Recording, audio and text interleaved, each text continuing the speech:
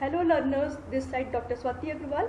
आज हम लोग अपनी टीजीटी 2021 सीरीज़ का पार्ट 3 सॉल्व करेंगे। अभी तक हम लोग दो पार्ट में इसके 50 क्वेश्चन सॉल्व कर चुके हैं। आज हम नेक्स्ट 25 क्वेश्चन सॉल्व करेंगे। अगर आपने मेरी वो वीडियोस नहीं देखी हैं तो आप डिस्क्रिप्शन बॉक्स में जाकर देख सकते हैं। So let's get started.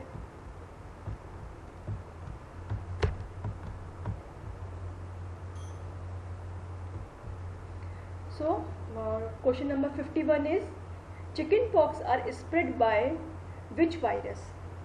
Entamoeba histolytica, varicella zoster virus, Vibrio cholerae, Salmonella typhi.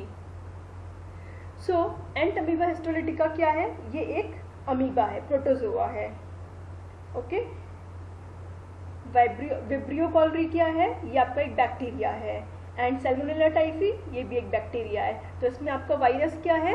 सिर्फ वेरिसेला। ओके। तो chicken pox are spread by which virus? Varicella zoster virus. Clear? Answer is B. Next, as per the RDA table ICMR NIN 2020 the daily requirement of dietary fiber per 2000 kilocalories considered. Dietary fibre किस पे depend करता है? Energy intake पर ये depend करता है कि जितना हमारा एनर्जी लेवल होगा उसी के अकॉर्डिंग हम डिसाइड करेंगे कितना डाइट्री फाइबर लेना है। तो पर 2000 किलो कैलोरी पर हमें 30 ग्राम डाइट्री इनटेक रिकमेंडेड है अकॉर्डिंग टू ICMR 2020 के अकॉर्डिंग। 2000 अगर किलो कैलोरीज है एनर्जी तो हमें कितना फाइबर है?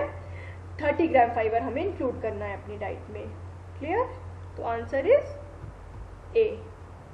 Next, during delivery buttocks appears first followed by legs and arms and finally the head. The position is, normally क्या होता है जब डिलीवरी होती है तो पहले हेड आता है नॉर्मल कंडीशन में, फिर लास्ट में आपका बटक पोर्शन आता है। बट कुछ कंडीशन ऐसे होती है इसमें क्या होता है कि पहले बटक पार्ट पहले आता है, बाद में हेड आता है सबसे लास्ट में। तो इस कंडीशन को बोलते हैं ब्रीच बर्थ। नेचुरल कंडीशन आप समझ गए, पहले हेड आ रहा है नेचुरल कंडीशन में, ये हो गई आपकी जिसमें आपका बटक पहले आ रहा है वो हो गई ब्रीच बर्थ। इंस्ट्रूमेंटल ब्रेथ क्या है? आपने 3 इडियट सबने देखी होगी। 3 इडियट में जैसे सक्शन पंप यूज़ किया जाता है वैसे ही कोई इंस्ट्रूमेंट की हेल्प से अगर हम कर डिलीवरी हो रही है तो उसको बोलेंगे इंस्ट्रूमेंटल बर्थ। और स्पॉन्टेनियस मतलब स्पॉन्टेनियसली कुछ कंडीशंस हुई तो वो डिलीवरी करनी पड़ी। तो आपका आंसर इसका क्या है? Breach birth. ये काफ़ी बार क्वेश्चन आता है ब्रीच बर्थ। तो जिसमें बटक पहले आ रहे हैं वो है ब्रीच बर्थ, हेड लास्ट में। तो answer is a. Next, long fibre is called, बहुत ही ईजी, अभी हम सिल्क पूरा चैप्टर कवर कर चुके हैं। फिलामेंट बोलते हैं लॉन्ग फाइबर को, छोटे फाइबर को staple fibre, short staple fibre, long filament. Short staple fibre होते हैं, लॉन्ग फिलामेंट।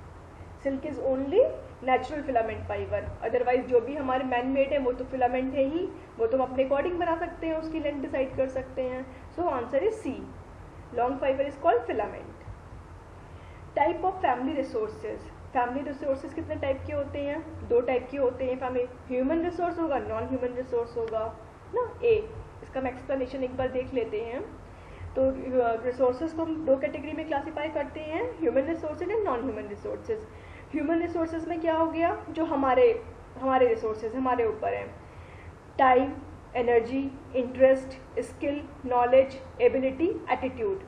अब बस सिर्फ एक इसमें टाइम का कंफ्यूजन है, कोई कहता है कि टाइम ह्यूमन है, कोई कहता है टाइम नॉन ह्यूमन रिसोर्सेज है।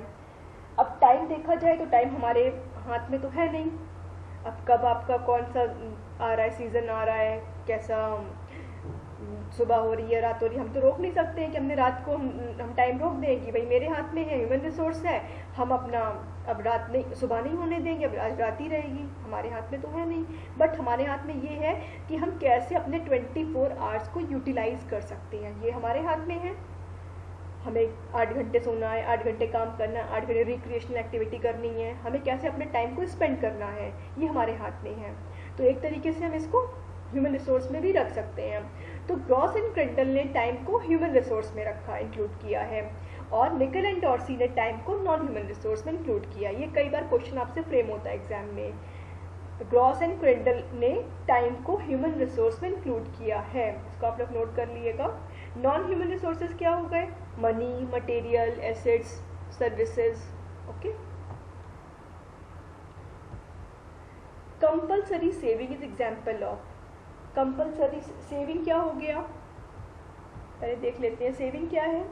इनकम, जो हमारी इनकम है माइनस एक्सपेंडिचर, जितना हमारा बच रहा है वो सेविंग हो गई। अब सेविंग हम कैसे कर सकते हैं? बैंक में अकाउंट खुलवा लिया कोई भी, हम LIC हमने खोल ली, फिक्स डिपॉजिट कर दिया, वॉटेवर, हम कुछ भी कर सकते हैं।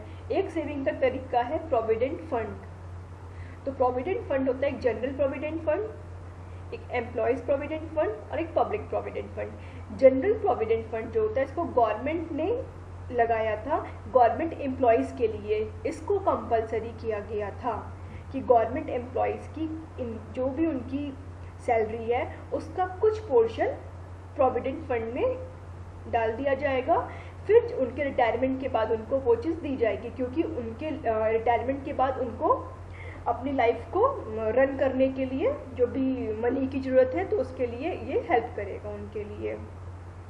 फिर एम्प्लॉयज़ प्रोविडेंट फंड है, ये जो भी नॉन गवर्नमेंट ऑर्गेनाइजेशन हैं, जो भी प्राइवेट कंपनीज होती हैं, वो उन्होंने अपने एम्प्लॉयज़ के लिए इसको लगाया। जहाँ पे भी 20 से ज़्यादा अगर वर्कर्स किसी भी कंपनी में हैं तो वो ये स्कीम अपने यहाँ स्टार्ट कर सकती है कंपनी।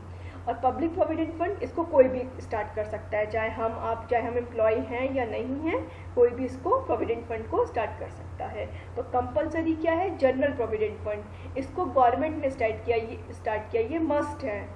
आप अगर गवर्नमेंट एम्प्लॉय हो तो आपकी सैलरी का इतना पार्ट वो डिडक्ट होकर आपको सैलरी मिलेगी, फिर रिटायरमेंट के बाद उतना पार्ट आपको मिलेगा। So compulsory saving is example of GPF. Answer is A. Clear? General Provident Fund. Next, the temperature of simmering method of cooking is. तो कुकिंग के मेथड्स हैं, हम देख लेते हैं पहले। मॉइस्ट हीट है, कुछ ड्राई हीट है, कुछ कॉम्बिनेशन मेथड है, कुछ अदर मेथड है। तो बॉइलिंग में क्या है? 100 डिग्री सेल्सियस पे बॉइलिंग होता है। सिमरिंग 98 डिग्री सेल्सियस पे, पोचिंग 80 to 85 डिग्री सेल्सियस पे। तो हमारा क्वेश्चन है कि सिमरिंग, तो यहाँ पे क्या दिया हुआ है? 82 to 99, यही उसके नियर अबाउट है ना। ये 98 के नियर अबाउट क्या है? 99, तो इसलिए आपका आंसर क्या है? A. Next, which one is called the access of community development programme. किसी भी कम्युनिटी डेवलपमेंट प्रोग्राम की एक्सेस, उसकी दूरी कौन है? सारा का सारा community development programme extension work के ही हेल्प से होता है। सबसे मेन इंपॉर्टेंट पार्ट क्या है इसका? Extension worker. तो आपका आंसर क्या होगा? B. Next, WHO works for. WHO किसके लिए वर्क करती है? Healthy persons, community, mother and child, all of the above. पहले एक बार हम WHO को देख लेते हैं क्या है। वर्ल्ड हेल्थ ऑर्गेनाइजेशन, इसका हेडक्वार्टर का है जेनेवा, स्विट्जरलैंड में। फाउंड कब हुआ है ये? 7 अप्रैल 1948। इसका ऑब्जेक्टिव क्या है? The attainment by all peoples of the world the highest possible level of health. हमें पूरे वर्ल्ड में क्या करना है? हेल्थ के लेवल को इंक्रीज करना है, हर कोई अपनी हेल्दी लाइफ सबकी हो। तो इसके लिए अभी हमने लास्ट क्लास में, आपको लास्ट सेशन में हमने यूनिसेफ की बात करी थी। तो आप मेरे को कमेंट सेक्शन में बताइए कि यूनिसेफ का हेडक्वार्टर कहाँ है और वो कब फाउंड हुआ है, वो आप हमको कमेंट सेक्शन में बताइए।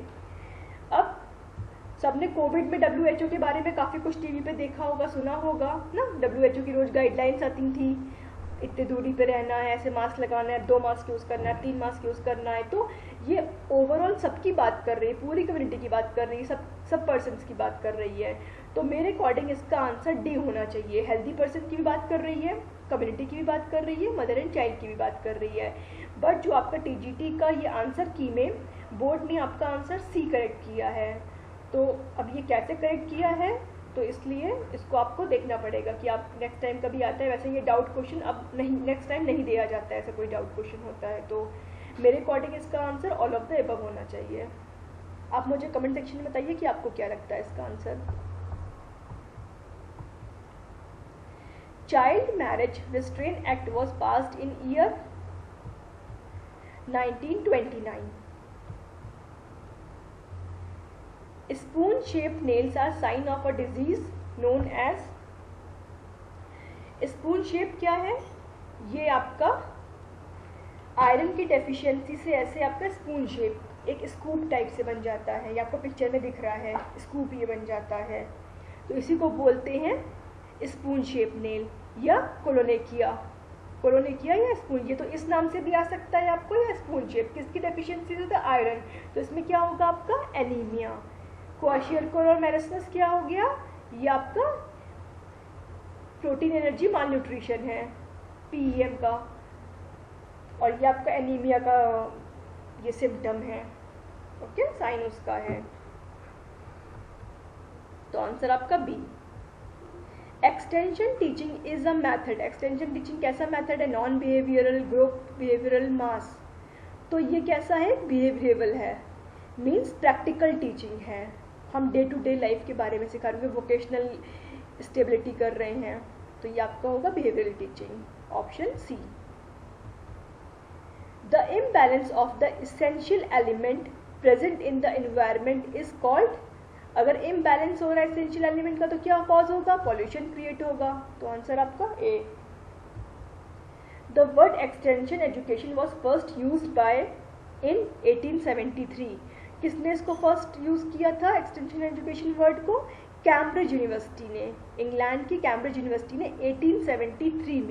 1873 में इंग्लैंड की कैम्ब्रिज यूनिवर्सिटी ने एक्सटेंशन एजुकेशन वर्ड को सबसे पहले इंट्रोड्यूस किया था. तो इसमें आपसे इंग्लैंड करके भी आ सकता है, कैम्ब्रिज यूनिवर्सिटी करके भी आ सकता है, और ईयर भी पूछ सकता है, किस ईयर में इंट्रोड्यूस किया था. तो 3 क्वेश्चन आपके ऐसे फ्रेम हो सकते हैं. तो आंसर आपका Cambridge University, C. Causes of infant mortality in first 4 weeks are.